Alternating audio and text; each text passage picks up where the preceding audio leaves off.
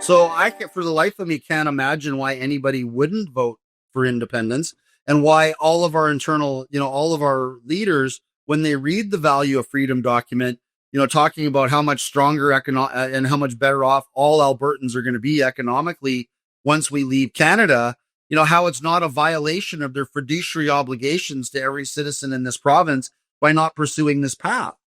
Right? I mean, at law, the standard of a fiduciary is a reasonably prudent person of business managing their own affairs.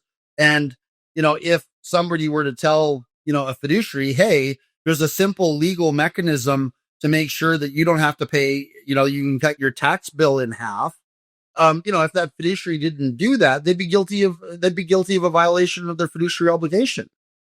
Right. So, that's where we come from, on this stuff. We think that, people really do need to go to albertaprosperityproject.com and download, this document and read it and internalize it, because this document makes it clear, the value of freedom makes it clear that Alberta will be significantly better off outside of Confederation than in it. I mean, let's face it. I mean, right now, when you look at, the national debt, the levels of inflation, I mean, Trudeau basically and Carney basically doubled the Canadian money supply in the last 5 years. So if you wonder why everything at a grocery store costs twice as much as it did 5 years ago, it's because your money is worth half as much, right?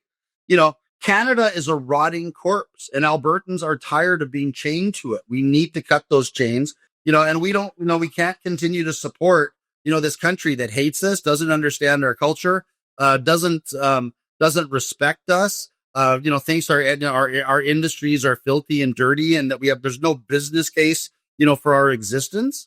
I mean, think about how stupid that is. I mean, Trudeau and Carney basically told Japan and Germany, to go, pee up a rope when they came here saying, hey, we want to buy Alberta natural gas, and have LNG shipped from Canada to our countries. Oh no, there's no business case for that. There's no business case for Alberta LNG. Well, what just happened? Trump just did 2 massive trade deals with Japan and Europe, and Trump's bragging on TV about how part of those trade deals are that the United States is now going to supply $700 billion worth of LNG to Europe and Japan.